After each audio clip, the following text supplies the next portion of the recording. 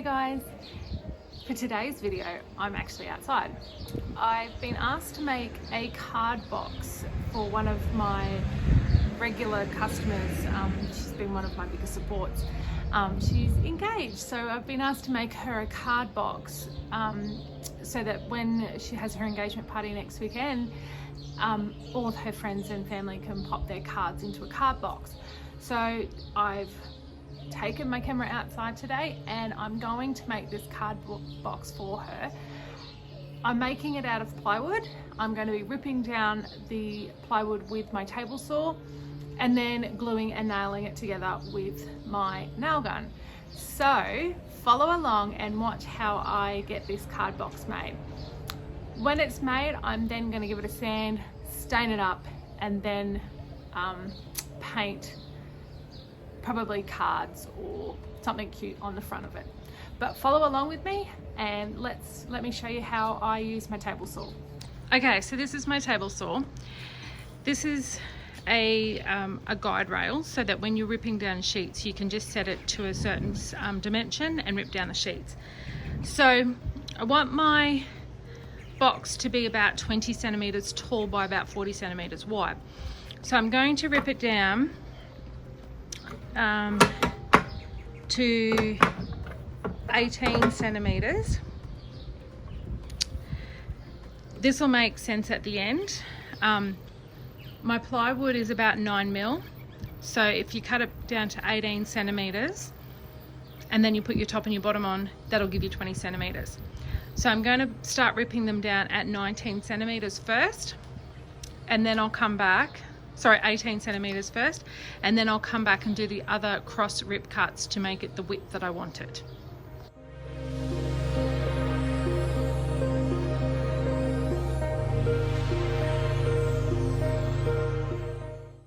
Okay, so I'm going to actually rip off 20 centimeters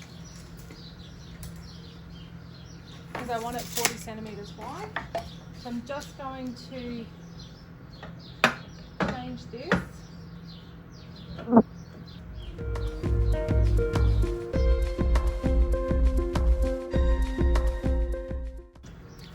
And these will become my two sides.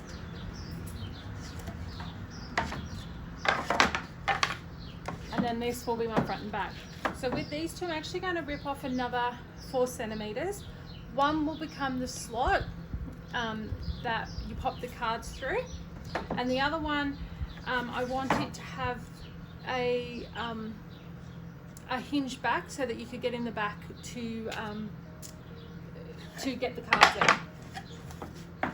So I'm just going to cut it down. So we cut those at 18. So we're going to take 4 centimeters off it. So we're going to cut them at 14 centimeters.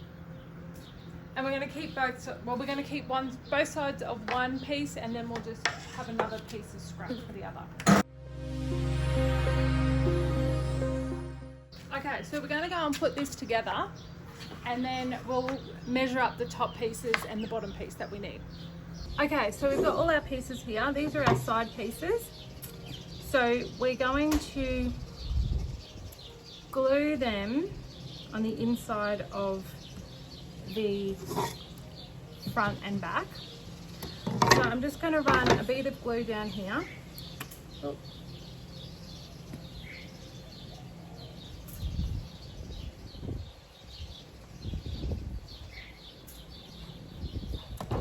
So this will end up being the front.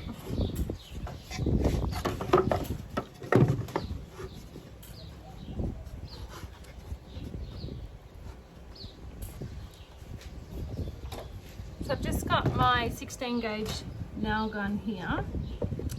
So these are brad nails. And I'm going to line this up and then pop one nail in. And then do the same with the bottom.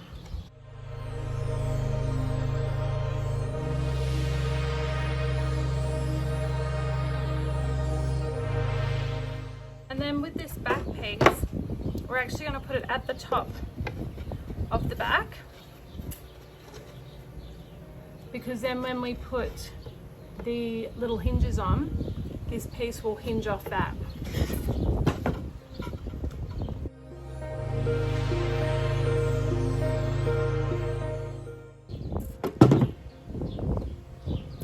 And then this bit here will put hinges on and it'll hinge up so we can open it. So now what I need to do is actually measure this area here, and it should be 40 by 20.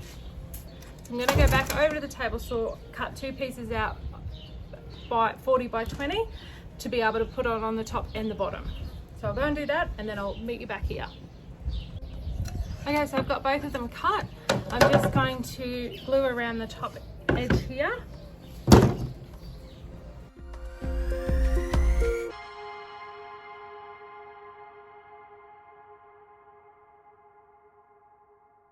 And then spin it around and do the same on the bottom. So there's the basic structure done. I've got these really tiny little butt hinges that, what I'm going to do is screw them onto the back like so that we can open it from the back. So I'm just going to square everything off and go and grab a little tiny screwdriver to screw these in, and then we can give the whole piece of sand and start staining.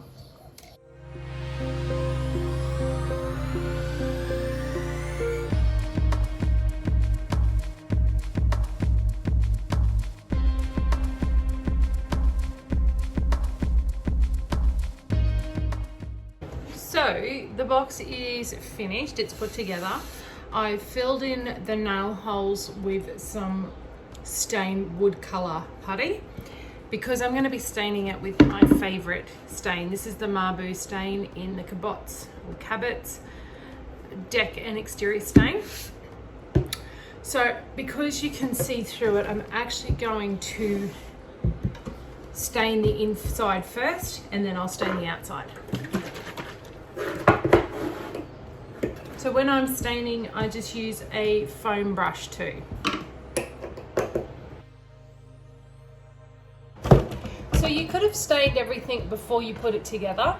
As this was sort of a prototype, I've never made it before, I wanted to get it together first. So when you are staining, you want to try and keep your strokes very even, and you want to make sure that you don't have too much build up, especially when you do the edges.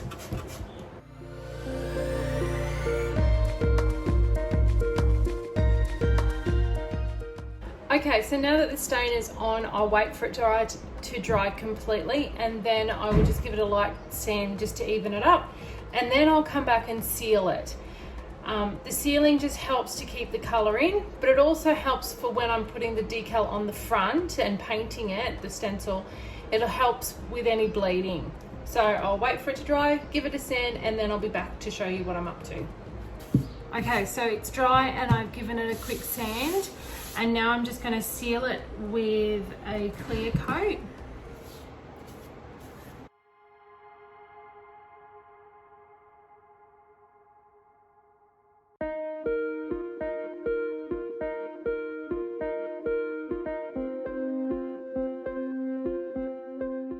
Okay, so I've designed my stencil to go on the front of this to paint, and I'm just going to weed it out. So it simply says cards, but then it's got a nice Australiana type half wreath around it.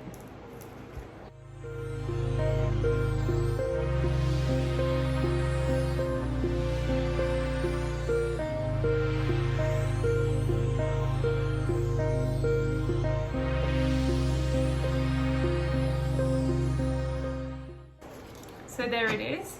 I'm just going to put my transfer tape on so that I can transfer it onto the front of the box.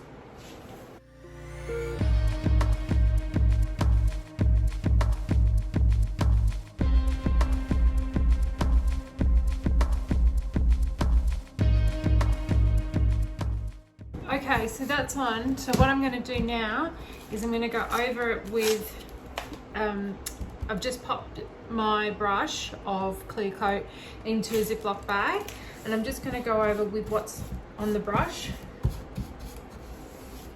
That just helps to create a seal. So when I come over with the white paint,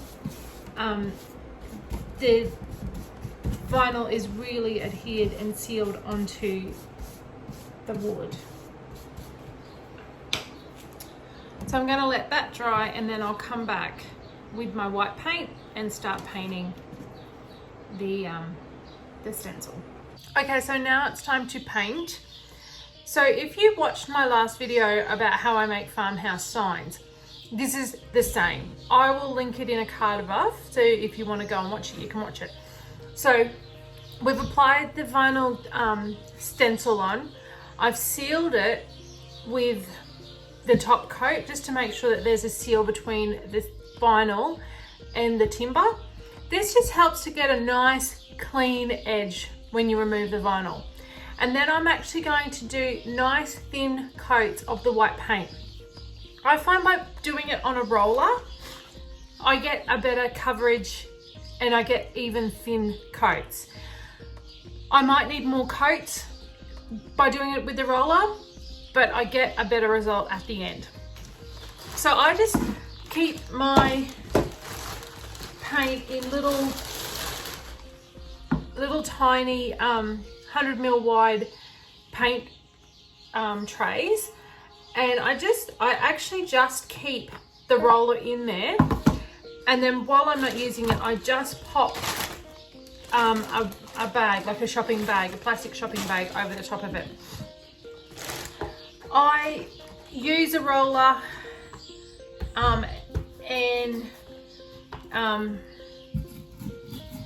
probably wash them every week, if not longer. When it gets too gunky, that's when I'll wash them out. If they get too bad, I throw them out and buy new ones. But I like the shorter type roller. I don't like the hairier type roller.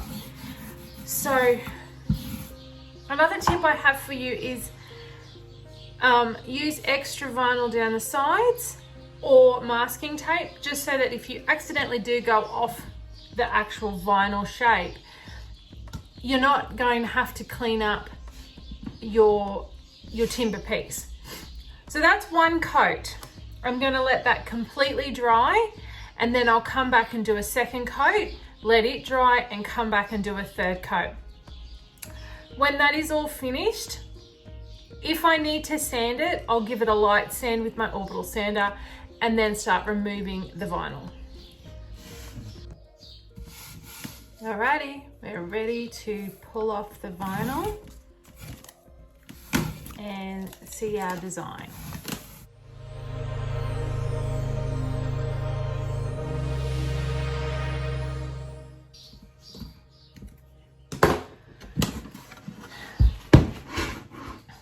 There it is. I hope that you enjoyed today's video. If so, please give it a big thumbs up and subscribe to my channel so you don't miss any new videos.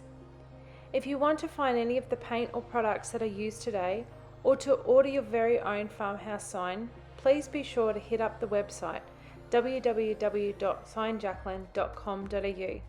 Thanks for watching.